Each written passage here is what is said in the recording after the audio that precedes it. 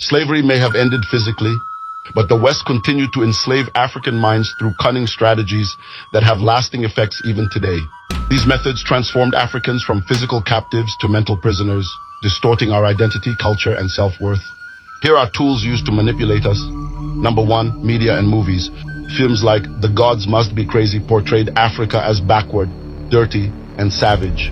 These depictions were designed to make Africans ashamed of their heritage and believe that Western ways were superior.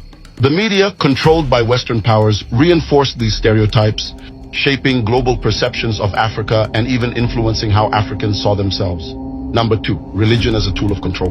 The introduction of foreign religions taught Africans to fear rebellion and submit to authority, weakening the spirit of resistance.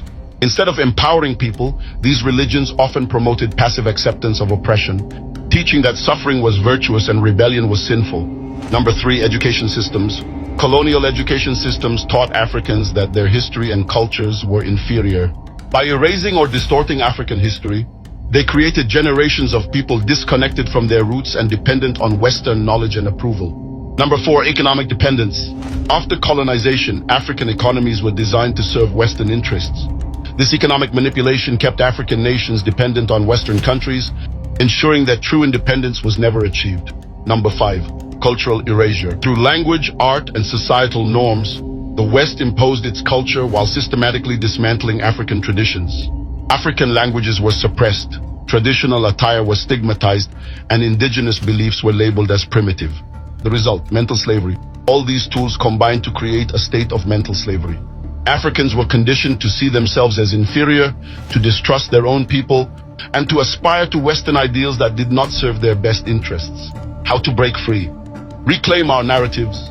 We must tell our own stories, celebrate our heroes, and restore pride in our history and culture. Educate ourselves and our youth. True education begins with understanding our history, the tactics used against us, and how to resist them. Embrace African spirituality.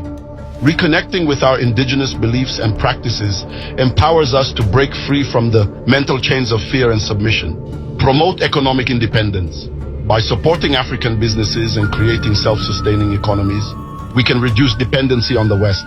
The battle is no longer in chains, but in our minds. It's time to break free, reclaim our identity, and rise as a united Africa, proud of who we are and where we come from.